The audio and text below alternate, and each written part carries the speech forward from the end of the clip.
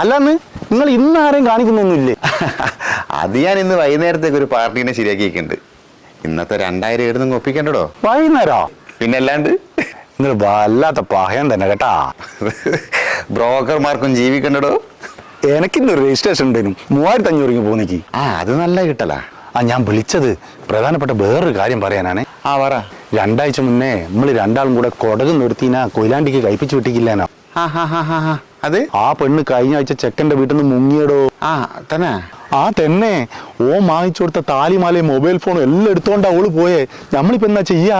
എടോ അതിന് നമ്മളെന്താക്കാനാടോ?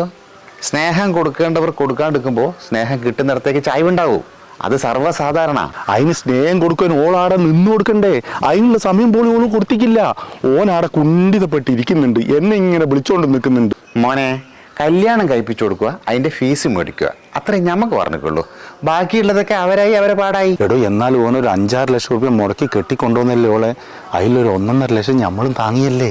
മോനെ, ഇനി വേണ്ടാത്തതൊന്നും എടുത്ത് തലയിൽ വെക്കണ്ടേ. ഫോൺ വെച്ചോ. അല്ല ഞാനിപ്പോ എന്താ ചെയ്യണ്ടേ? നിങ്ങൾ പറ. ഇനി എന്ത് ചെയ്യാനാടോ? ഓരോട് പോലീസിൽ കംപ്ലൈന്റ് കൊടുക്കാൻ പറ.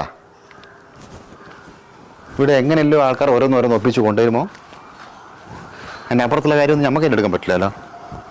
കമ്മീഷൻ കറക്റ്റ് പകുതിയും പ്രശ്നം മുഴുവൻ എനക്കും.